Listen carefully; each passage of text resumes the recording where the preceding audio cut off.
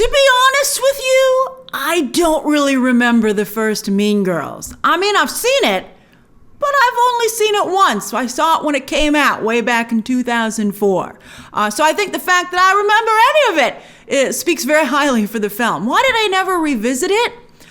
I liked it, but it just, it did. I don't think it spoke to me the way it has spoken to some other people, because it's interesting. We're talking so much about Barbie today, but I think very much back in 2004, Mean Girls was like a mini Barbie, at least, perhaps maybe even half a Barbie. And I, of course, because of that, am still familiar with the iconic parts of the film, because those, of course, have been turned into memes and GIFs. Like, get in, losers.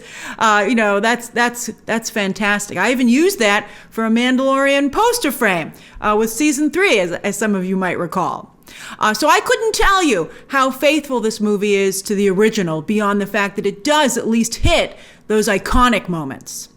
And I feel bad for those of you who are big fans of this. I've never seen the Broadway musical. I've never seen that adaptation that this movie is based on. Although one of you did DM me last night to let me know, because this person was upset about it, that Damien's 2 songs were cut from the movie, and they were the only male-led songs in the show. Not that Damien doesn't do plenty of singing, he does, but those were really his 2 songs and they were cut, which I can see why that individual was disappointed. I mean, I can see, particularly for those who feel Damien is representative of them, it would have been nice if he had one of his own songs. So when this new Mean Girls started, I was excited, even though I'm not a Mean Girls fan, because the hype had gotten to me. And maybe because a little bit of the Barbie afterglow. I'm seeing it again this weekend. My showing is sold out already, so I'm anticipating a big party. Everyone's like, you have to wear pink. And I'm like, okay, let's do this. So I was excited. But then when the movie started, I was like, wow, this is a lot of singing. And I think the songs in this movie, for the most part, are only okay. What really sells them are the musical numbers themselves. It's interesting. I think the Wonka songs are a little bit better, but when you listen to the Wonka soundtrack, it isn't as good without the visuals, but you can still listen to it. I really don't have any interest in revisiting the songs in this movie. But I think I'm looking forward to seeing the movie again this weekend with the general public. I think I'll have an even better time than I did with the press screening audience, because, the press screening audience was a little quiet. I want a party. I'm very much looking forward to that. And so hopefully that'll help Mean Girls, be a theatrical experience. It's so funny. It was originally supposed to be on Paramount Plus, but not only is there the party element, but I think the film feels very theatrical. I mean, it has the gloss of a commercial film, but it still seems theatrical to me. I was really impressed with it, in terms of production values. I was impressed with this movie overall. I liked this movie quite a bit. But at the start of it, there was a lot of singing. And many of you know, I'm not a fan of, some of you think I secretly like singing because I like Wonka and The Color Purple. But I do like singing. I'm open to it, but I have a high bar, I guess you could say. And so I was getting real nervous, and there was so much singing. I was like, what is this, like an operetta? Are they going to sing the whole movie? Do we have no sing breaks? And then, speaking of Wonka and The Color Purple, which I just recently saw, I started to worry that maybe I was musicaled out. But then they got to my favorite song, and this is the song Sexy. And it's actually an ode to sexy Halloween costumes, which I thought was hilarious because we've all been there. I was one year a sexy Harry Potter student. I had such a good time. All right, so anyway, this song is sung by, a lot of sharing in this interview you're about to see. So this was sung by Avantika, taking over the Amanda Seyfried role, and I was totally won over. I loved this song. I was like, this is incredible. So that was by far and away my favorite musical number. Maybe I would listen to that song again. I don't know if I would listen to it again, but I'm excited to see it again. So the other songs that I guess I would maybe give a shout out to are Revenge Party and Someone Gets Hurt. But again, not because I like those songs at all, but because the musical numbers are just so fun and impressive. I loved those musical numbers. Very inventive. And I can't compare it to the Broadway show, but I would be surprised if the Broadway show was as good as this movie, because they just go all in. It's like Barbie, but on a smaller scale, but it works. It seems, it's more intimate in that regard. I really, really liked it.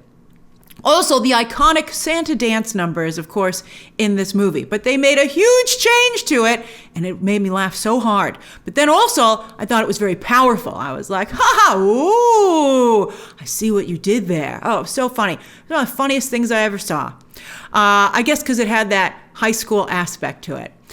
So in addition to those songs, I liked, and their inventive musical numbers, I also was won over by the cast, as I tweeted last night. I mean, kudos to the casting directors who did a phenomenal job on this, top to bottom. Not only are the actors fantastic, and they've been, not only is there diversity, but the characters have been updated. I mean, you'll know it when you see it. You're like, that is the 2024 version of that character. And also, every single person is bringing their A game. Even the extras. Every single extra. I was like, wow, that extra did not need to go that hard. But I really appreciate it. I mean, the movie is, I think a good way to describe it is that it is just so rich. And modern, as I said. That's something else that I really like about this film. Some people have been asking, some of you, does Mean Girls really need a remake? Well, I would say, now having seen it, that it does. 20 years is a decent chunk of time. And high school has changed quite a bit. Not only are things more out in the open and a lot more aggressive, but there's, of course, technology, including social media, which is huge.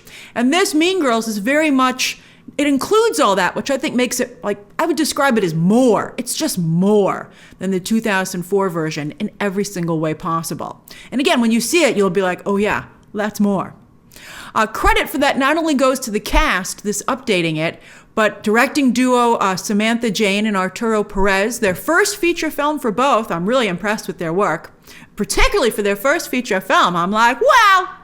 A lot of really exciting directors coming up right now. I'm watching Mr. and Mrs. Smith screeners, and it's so well directed, and there are a lot of really new diverse directors working on that as well. And I'm so excited to see all these people coming up and just killing it. All right, so, and then Tina Fey. I mean, Tina Fey updated her own material. I mean, to have that kind of self-awareness and also awareness of the world around you is extremely impressive. Not to mention, she's still hilarious, and she steals almost every scene that she's in. She is so funny. And she is competing with, as I said, a very aggressive cast, but Tina Fey holds her own. So as I said, this movie is just more. And one of the ways it's more is that it's meaner. It's so much meaner than the 2004 version. Like, really, what's Rachel McAdams going to actually do to you? I mean, maybe scar you for life emotionally, right? But here, Renee Rapp really is an apex predator. There's one point in the movie where she's upset and they have like this red light in her room, and I was like, oh my God, run. Damn, you better run, Katie. I love that nobody could pronounce Katie's name. But yeah, I was like, Renee Rapp at points was genuinely scary, and I loved that. Also, with technology, embarrassment now seems like it could be forever, and unfortunately, in some cases, it really never totally goes away. But on the flip side, I do think the movie also captured how quickly social media can forgive and forget, so, under the right circumstances. So I liked that too. There's a fun cameo, by the way, mixed in with all the social media interaction. And another cameo that I hope nobody ruins for you. Avoid spoilers for this movie if you're excited about it. But that's not to say there aren't a lot of aspects of this film there's still a timeless quality to it. Everybody goes to high school for the most part. And I found myself chuckling and sometimes laughing out loud as well as smiling, like reminiscing at some of those timeless elements because they reminded me of my own experiences in high school. Particularly the nerdy version of Katie. I have to admit, I had a pair of khakis in the end scene, the big finale. I didn't have like a Letterman jacket like that.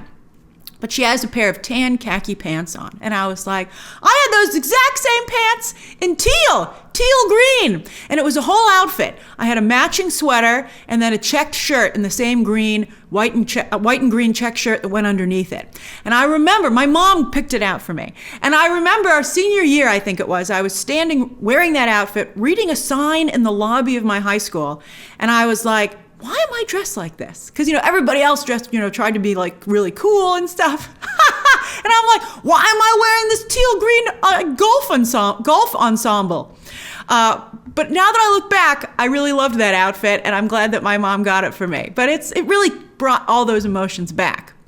And also, in Katie's like Halloween costume, I was like, damn, that's something I would totally do. I actually had a dress very much like that when I did a sketch on Beyond the Trailer years ago for horror movies. So it was so funny. All right, I also really love the message of the film, which I think hits a little more here because, again, for most of the movie, it's just so much meaner. So the anti-bullying message is even stronger. And the sign-off at the end, I loved this. And it gave me some hope that this movie might actually stop, even if it just stops one person from bullying someone else. I think that'll be really beautiful. And I think that it potentially would. On that note, I can't rate the cast in order of my favorites because that would go against what this movie is supposed to stand for. So instead, I will go through them as they are listed on Wikipedia. I was going to go with the IMDb listing, but that was all out of whack. I thought Wikipedia did a good job. All right, so Angourie Rice.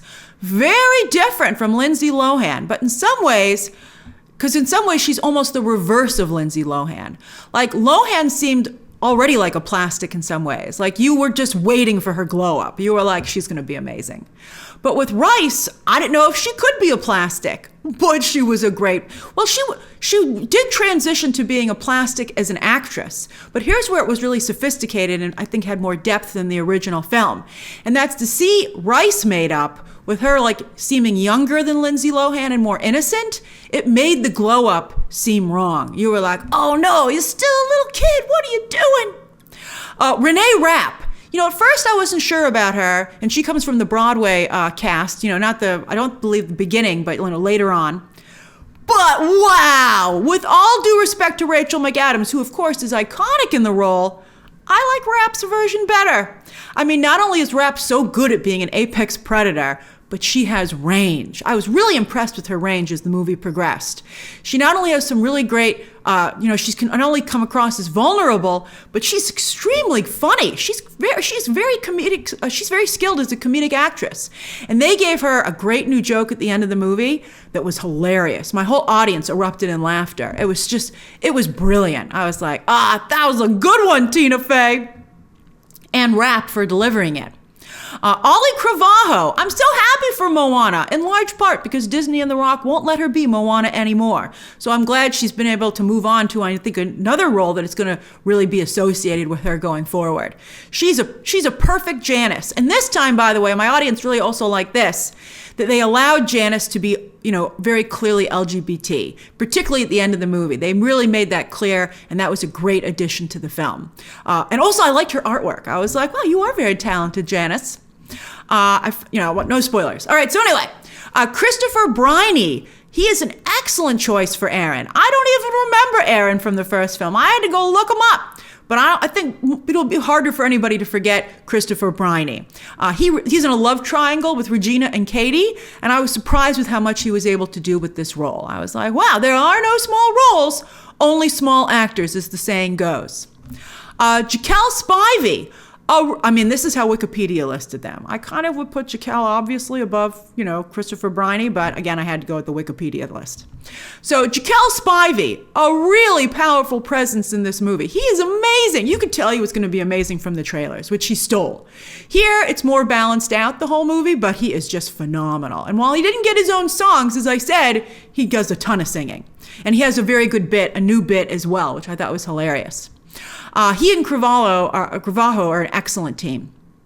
BB Wood, I was like, hey, she's from Love, Victor. And I kind of have a love-hate relationship with her character on Love, Victor. Sometimes I think she's adorable on that show. Well, that show's over, but I thought she was adorable. And then sometimes I thought she was annoying. But I really have a strong impression of her on that show. And the fact that she was able to make me forget her on Love, Victor and truly see her as Gretchen, that's impressive. She wouldn't be my favorite, but I do have to say she did a nice job. And then Avantika. Oh, this child actress has really grown up. Remember, I was covering Disney's expansion into India a few years ago, and I remember this poster, and I can't believe it's the same actress. She almost stole the show herself a number of times. She's not only a great singer and dancer, but she's a great actress, and she is extremely funny. She's so funny, and her jokes are hard to pull off, and they have a physical component to them as well. She's fantastic. Can't say enough good things about Avantika. Then as for the adults, as I said, Tina Fey, always a delight and top form here.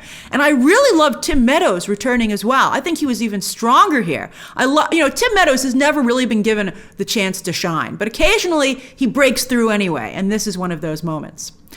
Busy Phillips takes over for Amy Poehler as Regina's mom, and I like her better as well. I mean, Poehler was doing a comedic sketch version of that type of mom, but Phillips actually becomes that type of mom, and I loved it. I was like, wow, you are going for it, and it is working.